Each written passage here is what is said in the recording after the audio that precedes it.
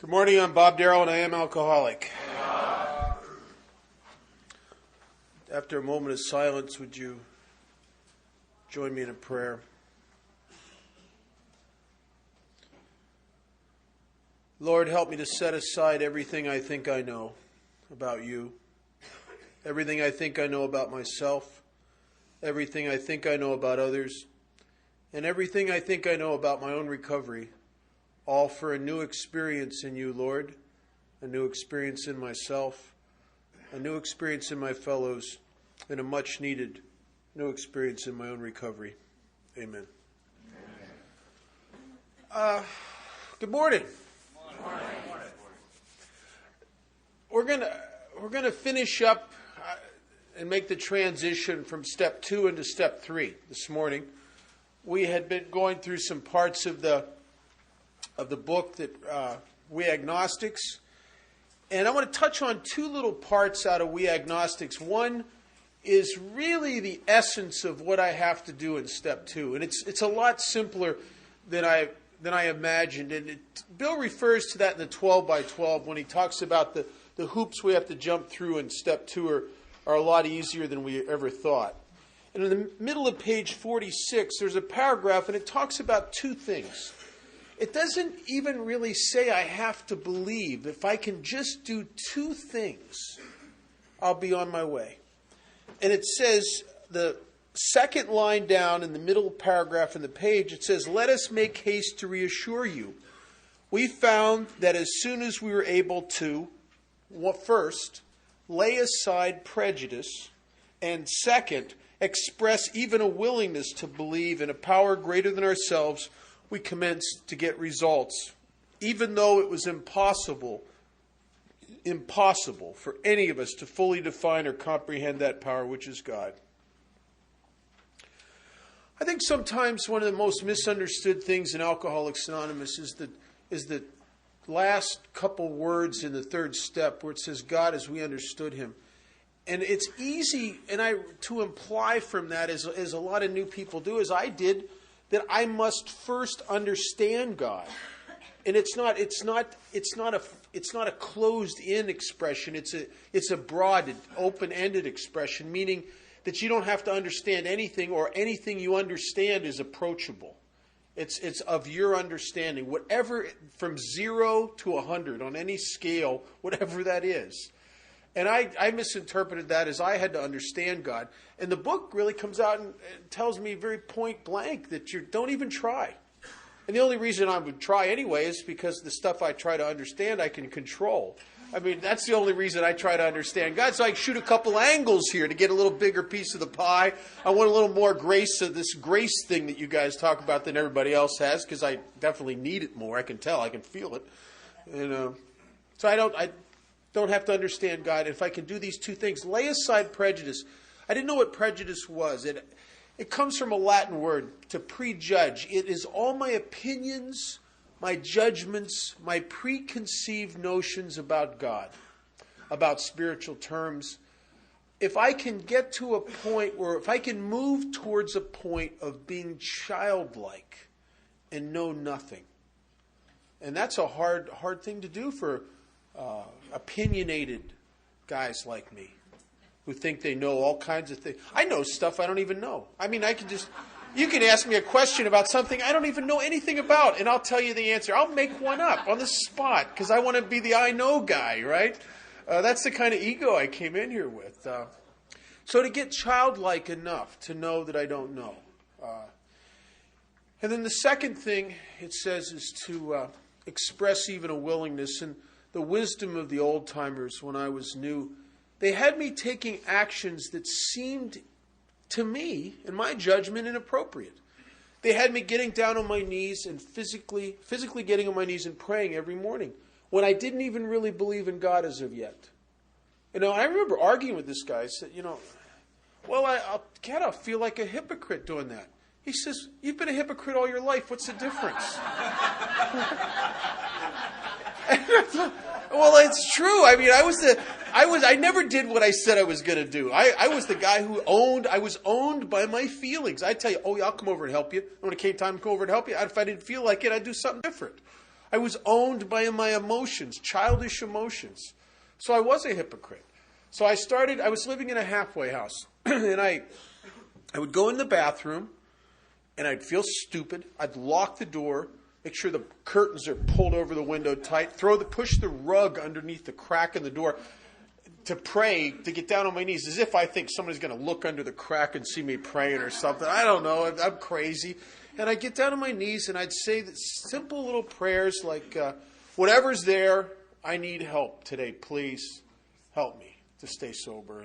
And I'd get down on my knees at night, and I'd thank whatever that was. And some funny things started happening to me.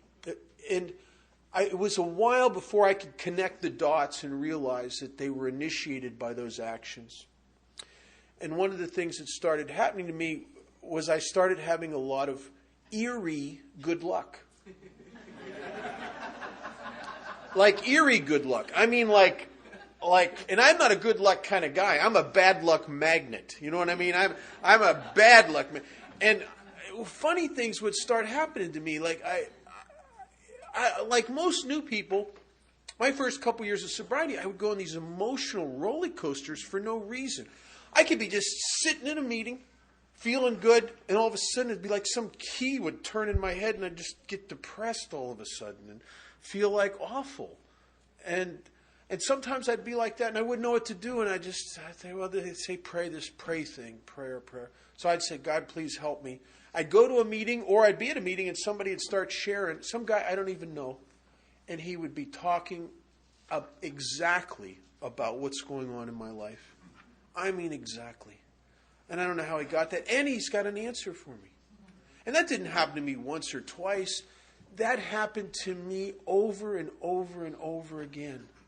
I was in early sobriety. I couldn't get a job, and the perfect job just came to me.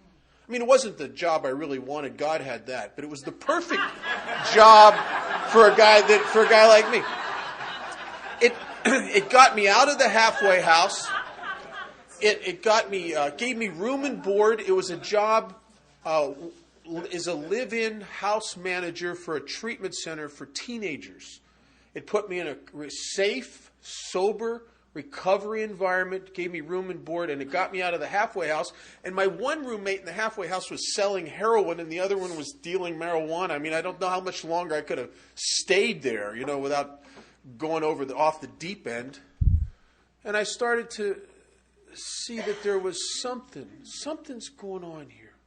Something. And I'm a skeptic, and I've always been a skeptic, and I'm a cynic, and I don't believe easily, and I'm the guy that, because I want your approval, I would come to AA meetings and talk like I believe in God way before I really did. I mean, because it was the proper thing to say in AA, and God forbid you'd reject me here, because I had nowhere else to go. So I wanted to be liked here. But I started to really come to believe the only way that a guy like me, I think, that's wired the way I'm wired, could ever come to believe, God had to come to me. I just made tiny little actions, and God came the rest of the way. He was so gracious in my life for a guy like me, who really was a skeptic and a cynic and a judgmental kind of guy.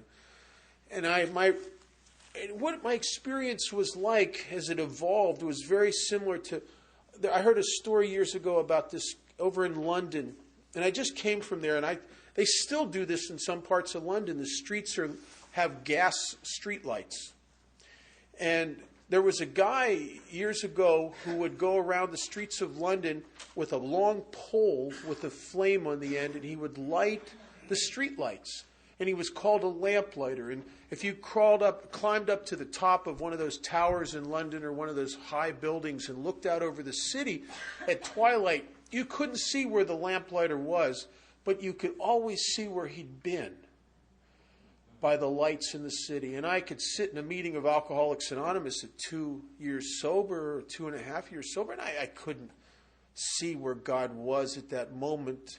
But I'll tell you, I could see where he'd been in my life so clearly. And even more distinctly, I could see where he'd been in the guys that I watched get sober after me. You know, I started doing H&I work when I was brand new, and I would go back into the detoxes in the prison, and some of these guys I'd watch, I would see them in detox, and I would talk to them, and they were more dead than alive. These were hopeless, homeless, used up human beings that don't have a chance, that alcohol has just demoralized them and screwed them up mentally and emotionally, that they'll never save their own life. They don't even like themselves enough to do that. And then they start taking simple actions that open this door, and then 6 or 8 months later, I see them get their kids back. I see them in meetings with guys that they're trying to sponsor, and the lights are on, and I watch them turn the corner. And man, that has to be some kind of power that is beyond anything I could imagine, that is changing them. And it's easier, I think, for us to see God's hand in others than it is in ourselves, because God's hand works so slow. I mean, well, he's old. I mean, he's very... and it's hard to see him work in my life because it's such a slow evolution sometimes, and I live the change. It's like trying to stand in front of a mirror and watch your hair grow. It doesn't mean that it doesn't grow. It's just a slow thing. But I could see it in you much clearer and easier. It took a longer time to see it in me. On page 55, the big book is, this is an amazing page. And the 2 paragraphs in the middle of this page, it says exactly when, exactly where, and exactly how I will connect with this juice, this grace, this power in the universe that I will die without. The book had said lack of power is my dilemma. Alcoholics Anonymous is really a quest for power by people who are dying and desperate for power, by people who have exhausted every source of power they could find. And alcohol and combinations of alcohol and drugs was a tremendous source of power for a while. I mean, think about it. You have something that at one time, no matter how bleak and lonely and desolate this world seemed, no matter how depressing it was, 5 shots of Jack Daniels and the world would shape up. It would just get better. That's power. That's true. It's power to come out and play. It's power to talk to people. Power to integrate myself when I felt like I was dying of loneliness. Power to be a part of. Power to have some control over my emotional nature. Power to just rise above my depressive tendencies. Power to shake off the anxieties that just seem to eat my lunch and the worries. That's power. And I must find this power somehow or I will perish. And on page 55, it says in the middle of the page, is this second full paragraph, it says, actually, we were fooling ourselves, for deep down in every man, woman, and child, deep down within me, is the fundamental idea of God. It may be obscured, which it may be blocked. It may be obscured by calamity, by pomp, by worship of other things. But in some form or other, it is there for faith in a power greater than ourselves, and miraculous demonstrations of that power in human lives are facts as old as man himself. We finally saw that faith in some kind of God was a part of our makeup, just as much as the feeling we had for a friend. Sometimes we had to search fearlessly. Fearless and searching. Sometimes we had to search fearlessly, but he was there. He was as much a fact as we were. We found the great reality in capital letters, the great reality deep down within us. And when? In the last analysis. After I've looked everywhere else on the planet for power, in this cosmic Easter egg to claim my Easter egg hunt to claim my inheritance. As I look everywhere else and find nothing, in the last analysis, it is only there that he may be found. It was so with us. And that's really my story of this last analysis stuff. You know, I spent 7.5 years fighting alcoholism, and I sought help and power to do that in a lot of places. I went to some of the greatest psychiatrists in the world. My dad was politically connected. He got me in to see people that you couldn't get in to see unless you were like a movie star or something. These amazing psychiatrists that had founded whole movements of psychotherapy, and I went to therapy for them, and nothing changed.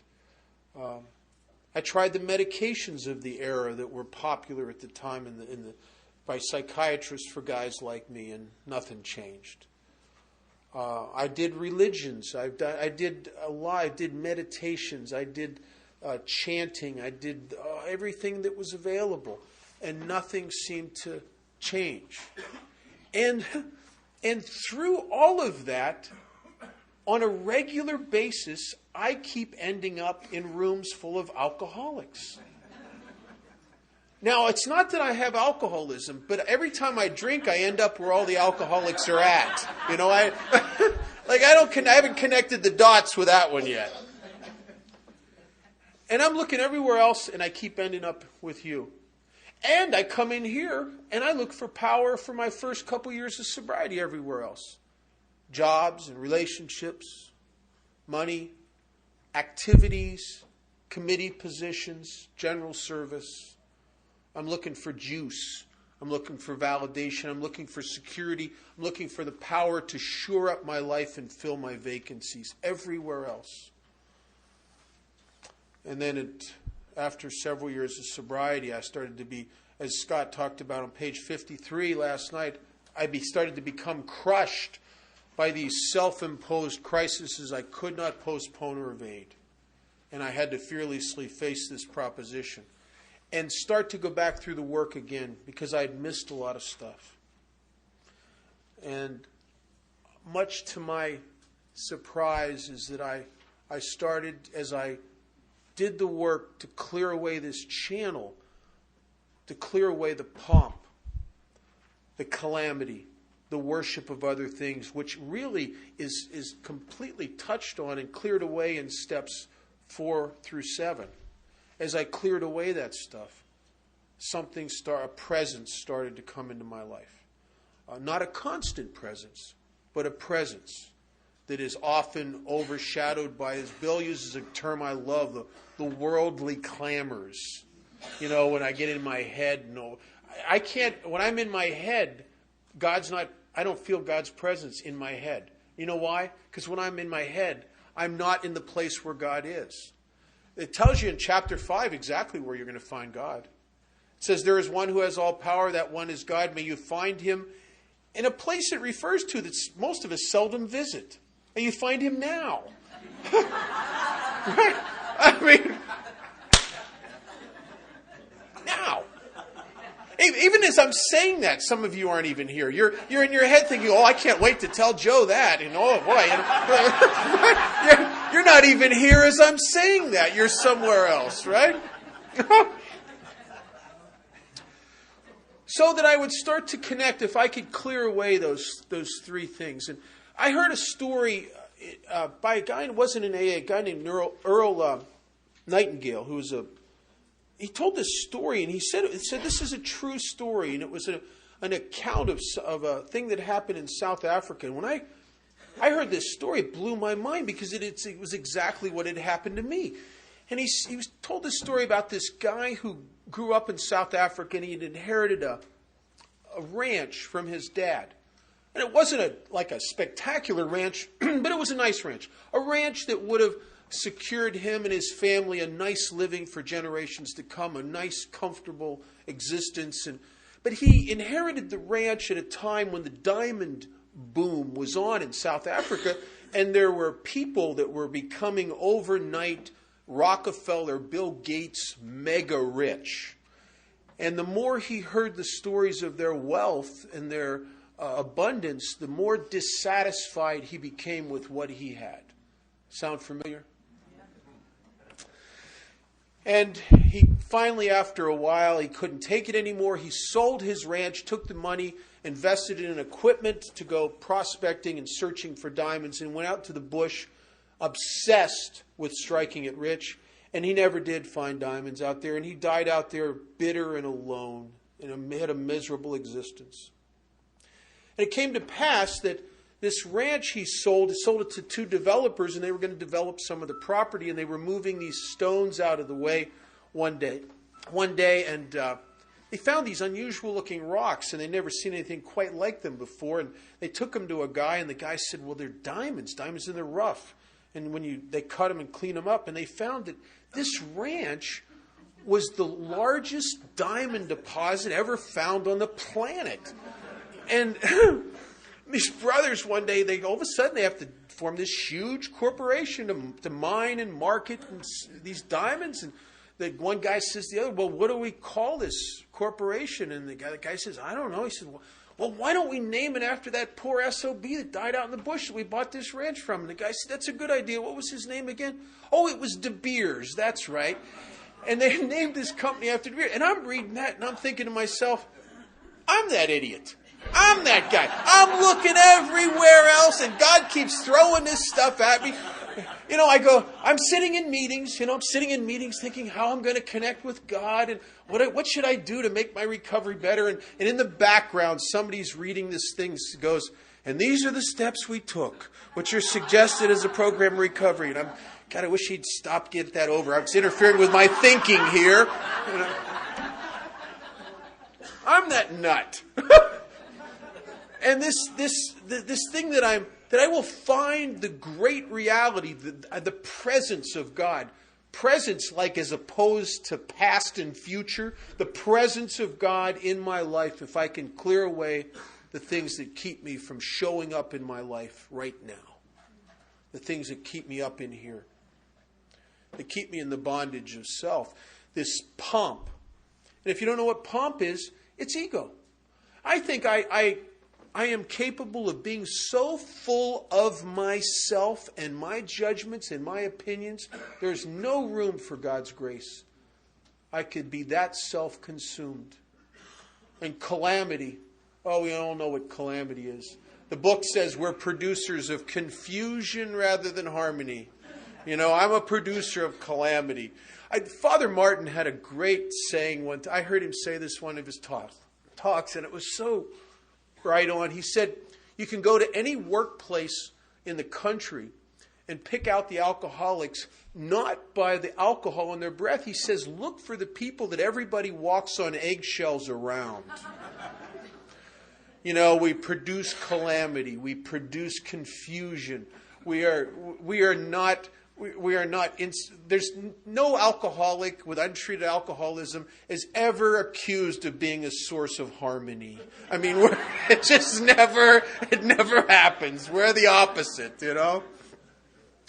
And this worship of other things, I didn't get that for a long time. And I was sober about a year and a half, and I was coming out of my first sober relationship.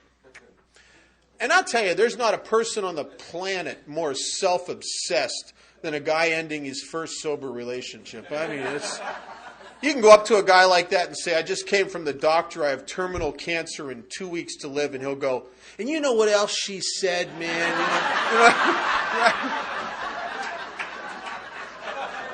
You just got, it's just on you right here like that creature in Alien that attaches itself to you. You're just on, it's on you. And so I'm like that, and I go to this meeting, and I can't hear anything in the meeting because she's a member of AA and she's not in that meeting, and because she's not in that meeting, some hideous force has implanted a spring in the back of my neck, and every time the door to the meeting opens, I just go like that. I can't help it. It's like,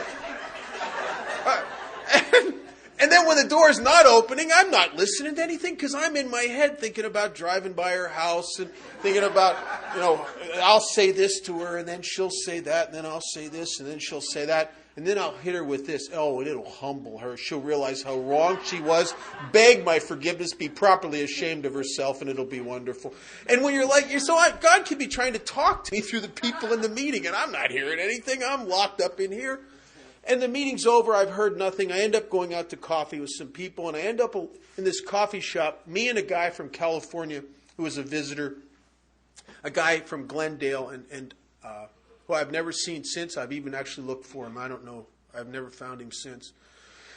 And this guy's sitting there, and he's patiently listening to me talk about this relationship for 20 or 30 minutes. I think his eyes glazed over about 10, But he's a very patient guy. He's listening to me go on and on about her and her. And when I'm done and I run out of gas, he says to me, you ever thought about the first commandment? And I'm kind of new. I'm a year and a half sober. I'm still have a little bit of prejudices from my childhood. And I said to him something like, oh, I'm not really into that. I'm just into AA. And he smiles and he goes, yeah. He says, I know. He says, guys like me and you, we never get past the thou shalt not. He said, I think the Ten Commandments lost something in the translation out of the Aramaic and through the Latin into the English. He says, I think they were originally written as statements of spiritual cause and effect. He said that in the first commandment, I am the Lord thy God, thou shalt not have false gods before me. He says, I think you could throw out the thou shalt not. He said, I think with God, he loves you no matter what. You can put anything you want between you and God. It's perfectly all right with God. The problem is, you've just put something between you and God. You've just blocked the light. You now are in the shadow. You live in the shadow of what you put there. And he said, what you worship or put between you and God is worship, he says, doesn't mean to bow down to something. It means to just obsessively turn your consciousness towards. He said, you want to know what you worship? He says, at the end of the day, make a pie graph of everything you've been thinking about, and the thing that owns the pie graph is what you have been obsessively turning your consciousness towards. And when he said that, I pictured a pie with a tiny little sliver for work and a little sliver for A, and the rest of the pie was her. And no wonder I felt lost and desolate and in the dark of my soul was in the dark. Because I put myself there, and I did that. I did that in a false quest for power, because I was functioning under an illusion, and the illusion is if I had her in my life, that then it would complete me. I will have wrested happiness and satisfaction out of this world by managing well. And I wish I could tell you, from that moment on, I have never done that again, but I've done that a lot. I've done that with relationships. I've done it with work. I've done it with things I want to be right about, and I got to make you see. I've done it about resentments. I've done it about fears that I've obsessed on, and we'll talk about this in the inventory, obsessed on to the point where I've made them come true. I've done it about a lot of stuff. And every time I do that, I live in its shadow, and I'm cut off from the light. And it's not a moral judgment. God doesn't stop loving me. I sort of sometimes imagine that he weeps for the loss of me, that he loves me that much. There's a line in our book that says that God does not make too hard terms with those who seek him. And that has really, really been my case. I'll tell you, if God was somebody like me, Bob wouldn't have got helped. I think it was George Bernard Shaw said he said something that was remarkable. He said that God created us in his own image, and then unfortunately we turned around and returned the favor. And start to imagine that God has all the little judgments and the pettiness that I have. And because if I was God, first of all, half of you'd be dead right before the end of the day. That's part of my prejudices. And I heard a guy a few years ago, a friend of mine from California named Jim, tell a story about going to Florence, Italy. And I'm going there, ever since I heard this story, I'm going there for about 10 days before the International with a couple of the guys I sponsor, because I've always wanted to go there. And he said he was in Florence, and it's the center of the Renaissance art. And he told this story about walking around, looking at all these sculptures, and he was looking at it. He said it was a Donatelli exhibit. And he walked into this one room, and he said there was a life-size statue of the Mary Magdalene that stopped his heart. And he said it was unlike any statue of Mary Magdalene he'd ever seen. It was most of the depictions he'd seen of Mary Magdalene showed her with long flowing hair and robes, and she was very beautiful. He said this was not like that.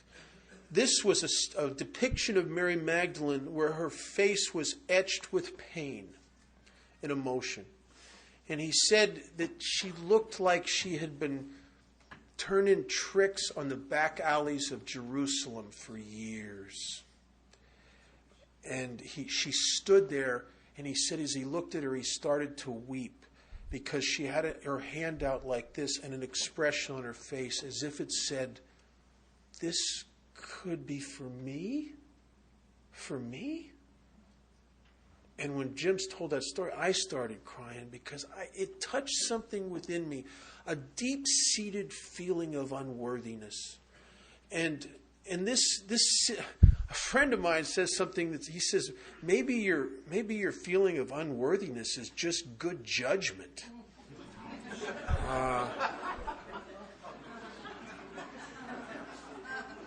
Because the truth is, I probably don't deserve the help I've gotten. Which really gives me a different view of the universe than I've always had. It is the treatment I've gotten from this gracious creator of the universe that lets me know how wrong all my old ideas have been. That this could be for me, and is, and always will be. And if I ever lose this, it will not be from God's end. It will be from mine. Because I will be the guy that will put something obsessively between me and God. He will never turn his back on me. He will wait patiently, as we would wait for our children if they get lost. He would wait. And that, to know that doesn't make me any less alcoholic. But it sure gives me hope that no matter how far out I may ever get, if I can just turn my consciousness back towards Him and back towards my primary purpose of helping His kids, that I will be reunited with that power source. And if I'm the guy who gets to choose every day, God is either everything or He's nothing. He either is or He isn't. Bob. What's your choice going to be? Every day I get that choice. I've had days where I've chosen poorly. I've had days where spiritually bad hair days where I just can't imagine life without something. Some kind of thing. And it can be different. It can be different, and I just grab onto that. And yeah, you know what I think hell is?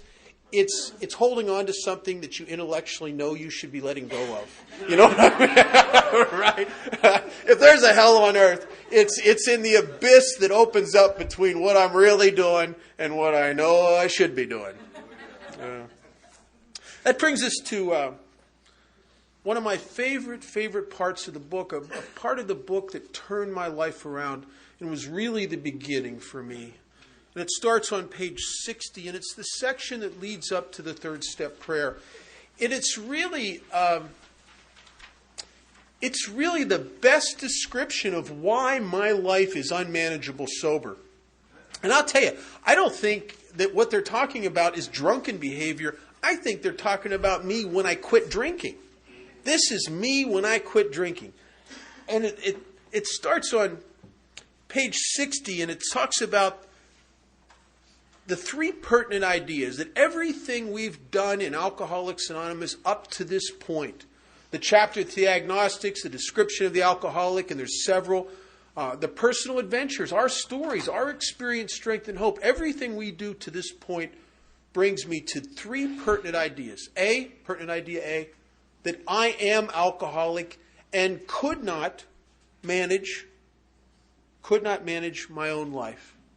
I have the guys I sponsor go through this and take a pencil and cross out the plural pronouns and change them to the singular and read it like that. It reads different when you read it like that. It's easy to read this in the plural pronouns, and you know, as I did in early sobriety, I had my sponsor had me read this, and I'd read this, and it wasn't me, but I could sure see how this was a lot of those people at AA, this self-centeredness and this wanting to run the whole show thing they're talking about in there. It became very clear to me.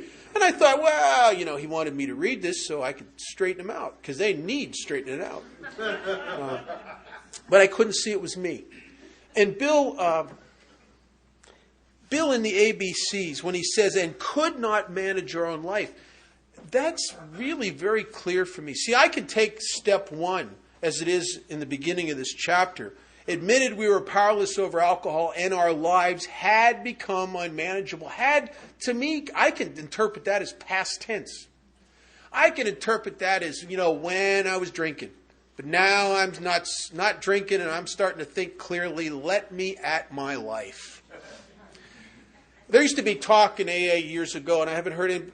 I'm the only one who ever talks about it anymore, about the second surrender.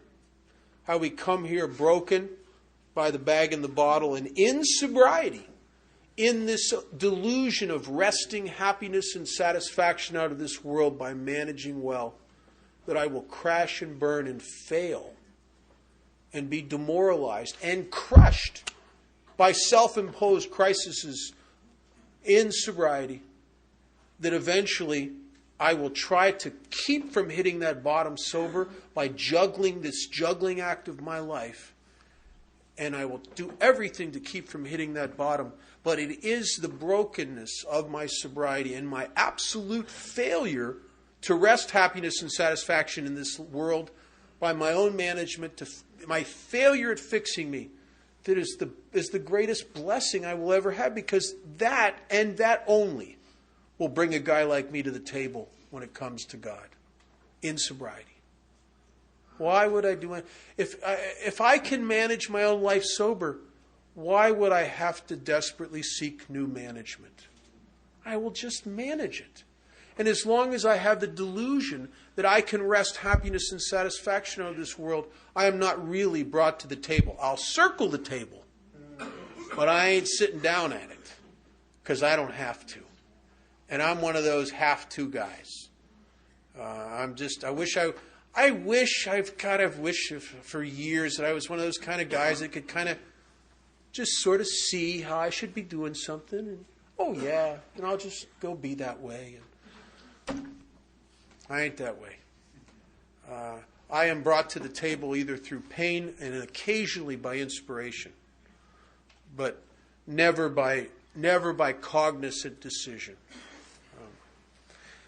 So I could not manage my own life sober. B, that probably no human power could have relieved our alcoholism. And the only way that we know that is by trying. We try everything we can. Earlier in the book, and there is a solution, it says we get to a place where there was nothing left but to pick up the simple kit of spiritual tools laid at our feet. We get to that point because we've tried everything that there was, and there's nothing left. I don't know what would have become of me if the day I was checking into detox, if I'd have seen an ad for a new treatment for alcoholism or a new medication or something. I don't know. I don't know if I'd probably have a different sobriety date if somebody would have given me $100 the day I was checking into detox. You know, I wish I had more moral fiber than that, but I don't. I've been a different sobriety date, if I had one at all. So no human power could have relieved my alcoholism that God could and would if he were sought. So my job is to become a seeker. And I don't think that we know that this is true. I don't think C is really real. We own C for a while here. Maybe you take it on faith and then eventually the faith becomes trust because it becomes real. But I did a lot of things in Alcoholics Anonymous in my early sobriety, not because I would believe they would work. I just was so demoralized, I just would do whatever you said to do. And often doing it thinking that this is a waste of time.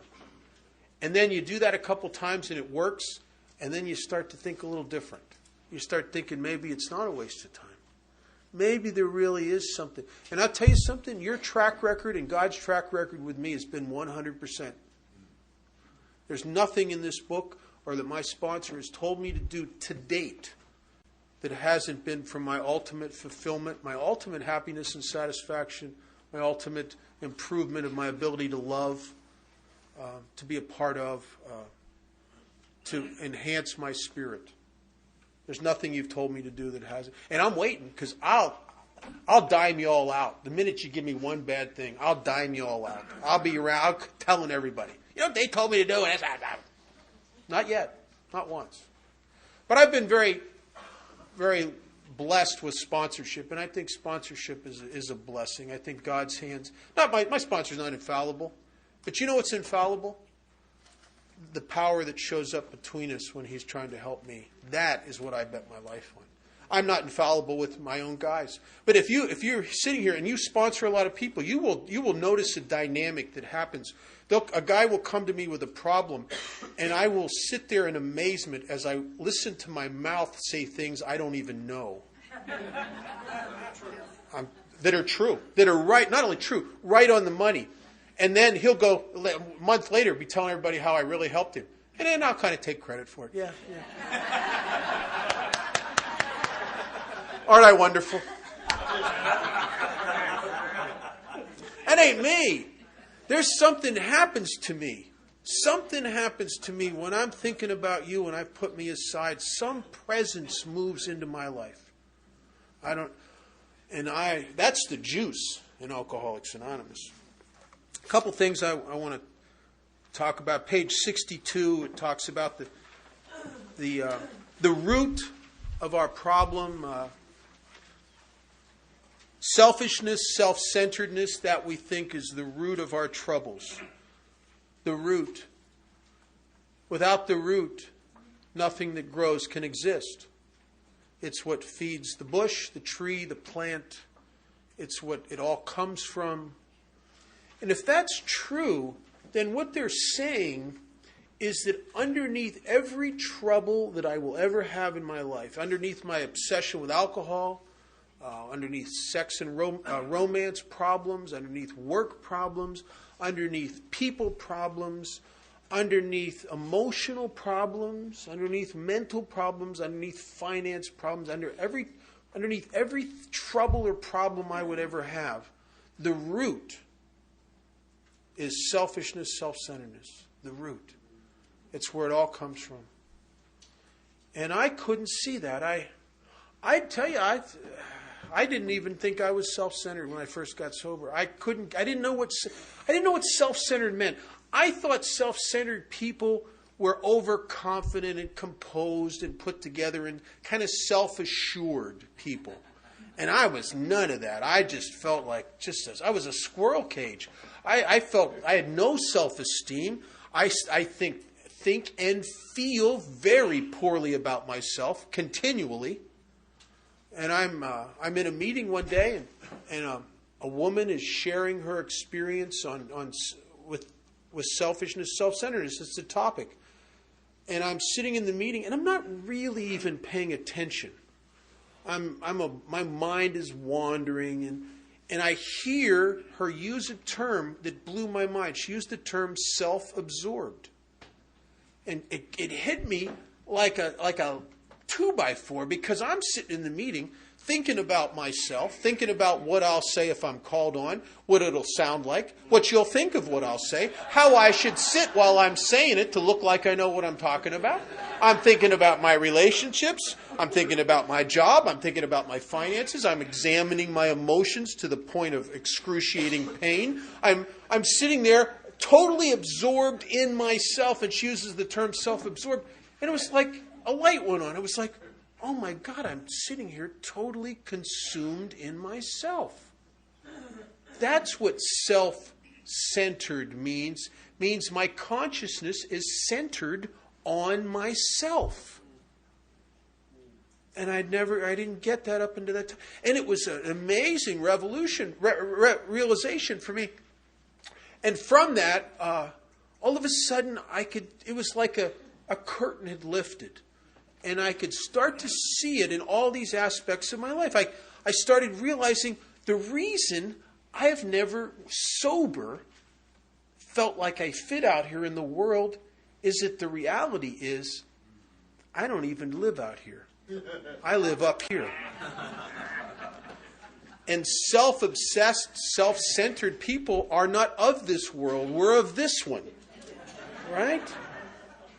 And I live up here most of the time. When it talks earlier in the book about being rocketed into the fourth dimension, and that Scott talked about it, about the physicists talking about the fourth dimension being time. I remember asking a guy that was in our group, a scientist, well, what does that mean, this fourth dimension? He told me about time. I says, but what's that mean? What's that have to do with me? And he said, well, maybe if you were rocketed into the fourth dimension, you'd hear this loud pop as your head came out of your butt and you'd actually show up in your life. Like, right? But isn't that what alcohol? Remember walking into a bar and you got your life and your emotions and your future and your past kind of on you, like that creature in Alien that attaches itself to your face, and you're just locked up in here, and everything out here is so disconnected, and so you're so dissociated from life and people, and after about 5 shots of Jack Daniels, pop, I could be right here. After 7 shots, I loved everybody. I love you, man. Hugging people and, listening to their problems. And, oh, she did that to you. Oh, just really being present. I was present in my life. Not at the end of my drinking. The end of my drinking, I was just as disconnected, drunk as I was sober. But in the early days, tremendous stuff. Tremendous. So that maybe alcohol relieved me of the bondage of self. It brought me into this world at one time, and then when it turned on me, and it would no longer do that, the desolation and loneliness of alcoholism is overwhelming. That we are the people who have tasted the glory, tasted a type of integration and intimacy and a feeling of belonging that is really above the normal. And to go from that to the desolation and loneliness of alcoholism, to be hostage to my own self-centeredness in this bondage of self, is brutal for us. It's brutal. So selfishness, self-centeredness, that we think is the root of our troubles. So in this effort to run the show, as it talked about of the actor who wants to run the whole show, to get everything lined up, to get everything just right, in this effort to do that, I'm driven by this. I'm driven by all the forms of self. I'm driven by 100 forms of fear. I'm driven by self-delusion. I'm driven by self-seeking. And I'm driven by self-pity. Trying to get my own way. Trying to shore up my life. A victim of a delusion that I can wrest happiness and satisfaction out of this world if I can just get it right. Man, if I can get them at work, they're not doing it right. If I can it'll be good for everybody. It'll be good. Now, I'm not running the show here. I'm trying to make things nice. Nice. If you were doing the same thing, you would be a control freak. But I'm right. See, that's the problem. I'm right. And driven by self-pity. Self-pity is a hideous emotion to be driven by. I couldn't even admit, I was a depressive guy sober when I first got sober. I wouldn't even admit that I was driven by self-pity. I had a guy, I'll tell you, I first copped to it when I was a little sober a little while. And I'm going through this deal. And a guy in AA had this big open house party. And everybody in AA is invited. But he didn't give me a personal invitation. And being sensitive, I'm really attuned to those kind of slights in alcoholics. And the day of the party comes and a guy calls me up and he says, aren't you going up to so-and-so's house? Man, it's going to be a lot of fun. No, I'm not going. Well, why not? I really don't feel like I was invited. Well, it's an open house. Everybody's invited. Well, I just don't feel like I'm really wanted there. Well, of course you're wanted there. He likes you. He'd be glad. He wants to have you up there. No, I don't think so. He said, come on up there. You got... No, you go ahead. I'll watch Gilligan's Island and stay at home. Isn't that pathetic? It's just. My friend Scott R. says if you could bottle self-pity, it would knock crack off the market in a week.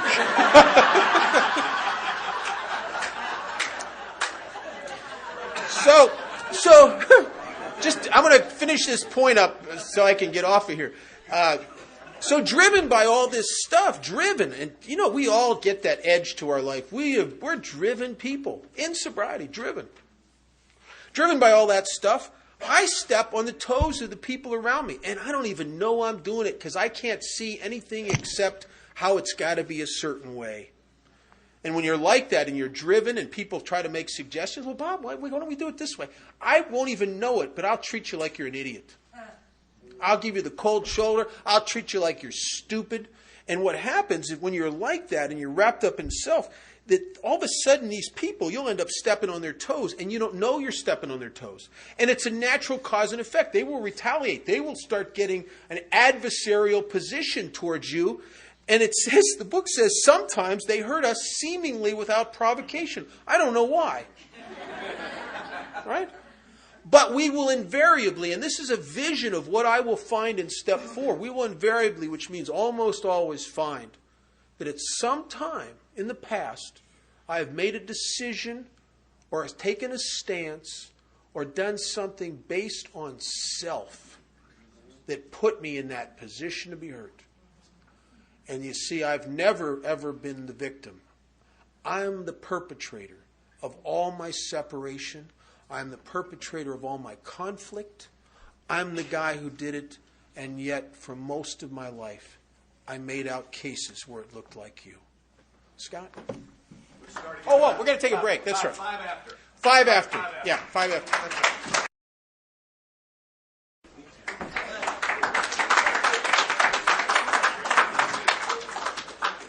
Howdy, I'm Scott Lee, and I am an alcoholic, and very grateful to be here. I'm having a ball. I tell you, Bob really touches me deeply. Didn't you love that lamplighter story? And Mary Magdalene, boy, I just cried. That's me. Oh, man, thank you so much.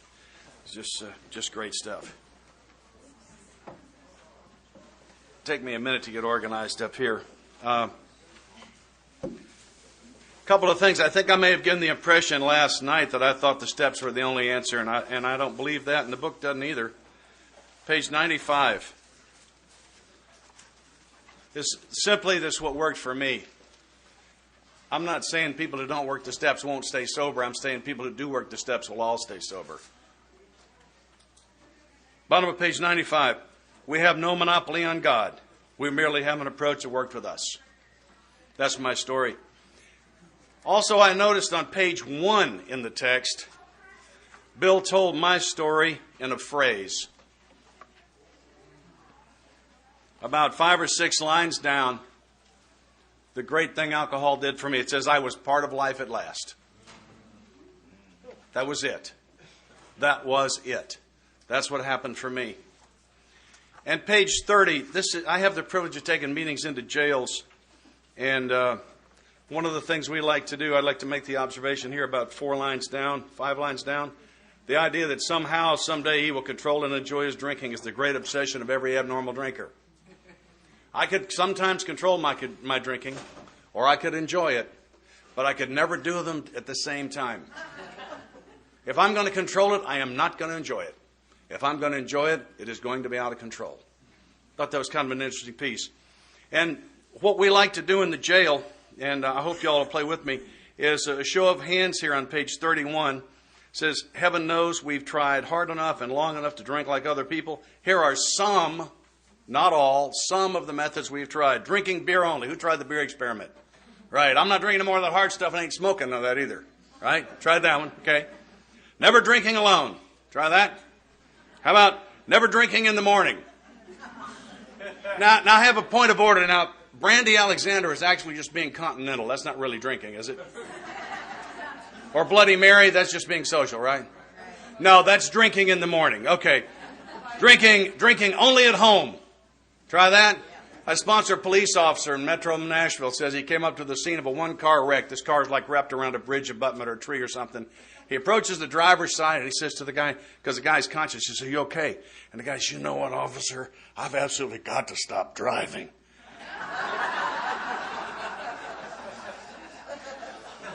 Made sense to you, didn't it? You bet. Never having it at home. Let's see. Never having it in the house. Oh, yeah. Never drinking during business hours. Now, hold on. I have a point of order. Lunch is not actually business hours, is it? I don't think that should count. Do you? No. Drinking only at parties. Now, I got to tell you right now, I am a party hunting a location. Right? Aren't you? Huh? Switching from scotch to brandy. Did you try from one kind to another of some kind? Well, I tried that. Drinking only natural wines. Ripple-less. You'd never been anywhere near a grape. Who said that? I'll tell you what I noticed about the natural wines, too. I'd puke really funny colors when I was drinking them. Did you ever notice that really technicolor on that? Agreeing to resign if ever drunk on the job. Anybody ever get barricaded at work? Yeah? Okay.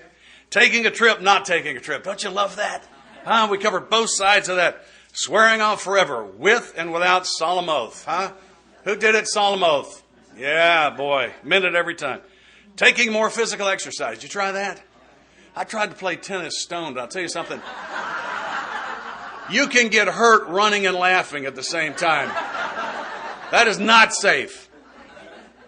Reading inspirational books. Bob said it last night. We're the backbone of the self-help industry. Had everything Og Mandino ever wrote, didn't you? You bet. Going to health farms and sanitariums. Yeah. We call them treatment centers today. Accepting voluntary commitment to asylums. I'm not going to ask for hands on that, and I want you to know I was not a volunteer. When they put me in that insane asylum, I was flat captured.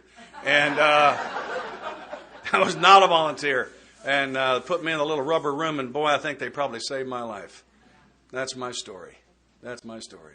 I was part of life at last. That was why it was so hard for me to lay down, because alcohol worked for me. If it hadn't done so much for me, I don't think it could have ever done anything to me. I think that's Clancy's quote. And boy, that is so true. So true for me. Page 60. Cover some of the things Bob had covered. We're going to be a while on steps 3 and 4 because he and I both believe they're terribly important. Not that anything else isn't, but there's a lot of meat here that I think goes by pretty fast. We covered the ABCs, and I'll emphasize again, God could and would if he were sought, not found. Sought has to do with action. The steps don't call for me to have any results at all. Step 1, section B says I'm not in management anyway, so I'm not responsible for results. I'm responsible for actions. So the action is to seek. And then it says being convinced. We were at step 3. Well, being convinced of what? A, B, and C. And I don't mean to oversimplify. And if you're new, I hope your sponsor's gone to depth with you on the Roman numerals and the first 60 pages. I hope you've really talked about it a lot. But very simply, if A, B, and C are true for you, if you're convinced, I would propose you're at step 3. I think that's what that just said. Which is that we decided to turn our will and life over to God as we understood him. I'd like to observe that on the preceding page on step 3, it uses the word care. Made a decision to turn our will and lives over to the care of God as we understood him. On this page, it says we decided to turn our will and life over to God as we understood him.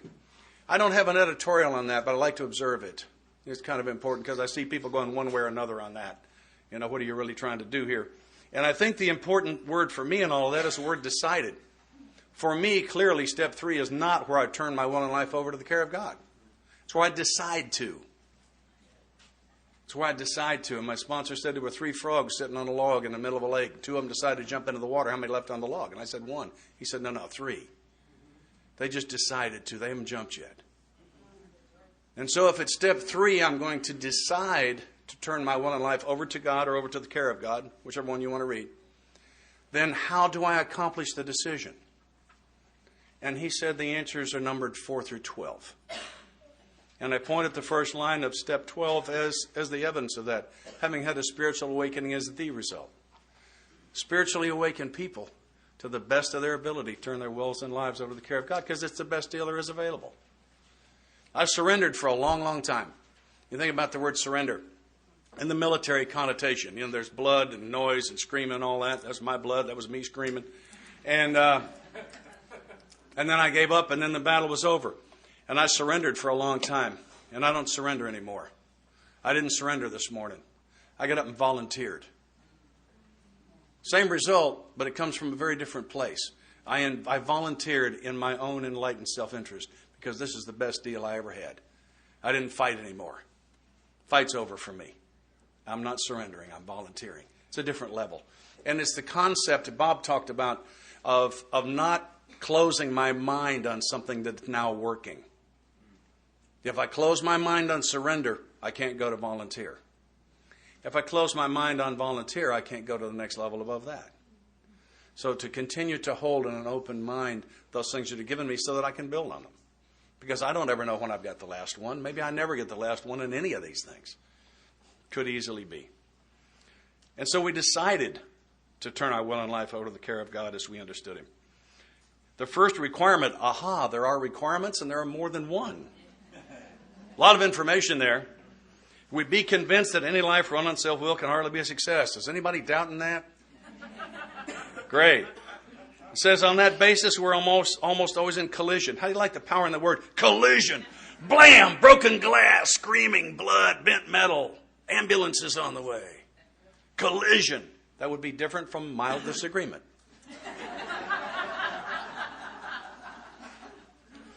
Almost always in collision with something or somebody, even though our motives are good. This thing for me is not about motive. The motive, I hear it in meetings a lot, check your motives, but I can't find where it tells me to do that in the book, with two exceptions. We're not going to go to them. I'm going to tell you very quickly. On pages 69 and 70, it says check your motives when you're going to bed with somebody. Is it selfish? And on pages 100, 101, 102, it says check your motives when you're going someplace where they're serving booze. Are you going there to get vicarious pleasure, or do you really have a good reason to be there? Nowhere else in the book does it tell me to check motives. And this was an important lesson for me, and so I'm going to share it. When I got this, I was sober a couple of years. I'm a commissioned salesman by trade. And I had a purchasing agent at a major account that represented about a third of my income. He bought my category. I sold him a lot of stuff. We were personal friends. Our wives were friends. We were guests at each other's homes. We had a lot of spiritual discussions, never a religious one. I mean, for an earthling, this guy was unbelievable. And his son was born premature, several months. And he called me from the hospital and he said, this child is not doing well. Would you come down and pray over my son? And I said, sure. And I got in my car and I drove to Vanderbilt Hospital. I think I could show you the parking place I was in. And I was sitting there doing what I'd heard in the meetings, checking my motives, and I can't answer the question. I don't know if I'm there to pray over this child to try to bring spiritual help to this family, or if I'm there to pray over this child to get closer to the old man, because he could have bought a lot more stuff from me. He could have doubled that easily. And I'm sitting there doing what you told me, check my motives, and I can't answer the question. And I prayed about it. And I'm not asking you to believe that the answer I'm going to give you came from there. I'm going to tell you I think it did. I believe that when I need an answer and can't get one of two things has happened here. It's either okay that I make the mistake because I'm going to get the lesson better that way, or I've asked the wrong question. And the right question on the wrong day, by the way, is still the wrong question. Yeah, the guidance would be right on time. I don't need it 3 weeks in advance. And so I prayed and I said, help me here. And what I got was another question. And the question was, does going into a hospital to pray over a sick child violate any of your principles? And the answer was no. That's good enough. There are no right reasons for doing the wrong thing. There are no wrong reasons for doing the right thing. Yeah, that helped me. And that's the difference between motive and principle. When I operate from motive, I'm trying to govern the results. I'll give you an example. I'm about to make up a story out of my past that never happened to help you get a lesson. It's a great motive. What's wrong? It's a lie. Sure, it violates principle. And when I do that, what I'm trying to do is govern the outcome. Step 1, Section B, I'm not management. I'm not responsible for the outcome. I'm responsible for the actions. And what principle does is it governs my action irrespective of outcome. It's a very important thing to me. And I don't find any place else in the book that tells me, and I'm not going to quote all the pages, there's a bunch of them. But my favorite there is still at the top of page 60. Having had a spiritual awakening is the result of these steps. We tried to carry this message to alcoholics and to have good motives in all our affairs. That's not what it says. That is not what it says. Practice these principles. That was a big lesson for me, so I wanted to highlight it because it meant so much to me. And it says, each person, like the actor, wants to run the whole show. Whoever trying to arrange the lights, the ballet, the scenery, the rest of the players in his own way. If his arrangements would only stay put, if people would only... Did you notice that it's not the director we're talking about? This is one of the actors. It's the director's job. This is one of the actors. Didn't say it was the star of the show. It was not the star, not the co-star. This guy may not even have a speaking part. There are a lot of times when he shouldn't have a speaking part. I know that. My wife, Miss Linda, says one of the great Al-Anon prayers is, God, please keep your arm around my shoulders and your hand over my mouth.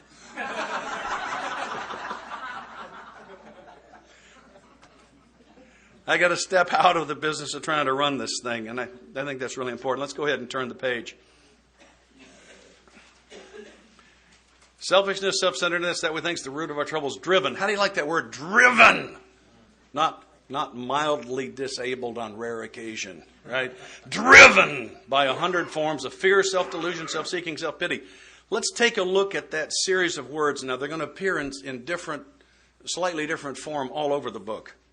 Let's hang on to 62. We're coming back to it. Take a look at 67. Second paragraph, referring to our list again, putting out of our minds the wrongs others have done, we resolutely look for our own mistakes. Where had we been? Selfish, dishonest, self-seeking, and frightened. Pretty much the same list. Pretty much. 84.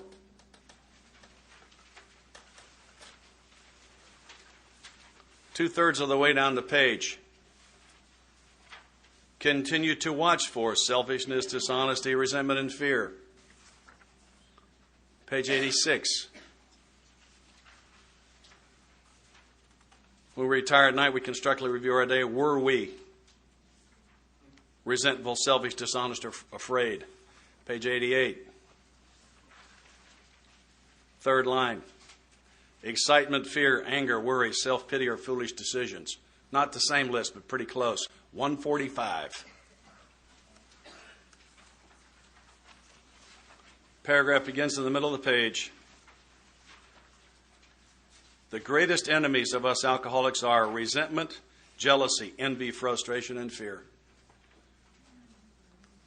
This is analysis by me, all right, I warn you now, red flags. Those things look to me like the earmarks of self. They really are the earmarks of self. I heard this, a fellow from Houston tells us, resentment is when I didn't get my will in the past. Anger and depression when I'm not getting my will right now. And fear is the concern that I won't get my will in the future. Keeps coming back to my will.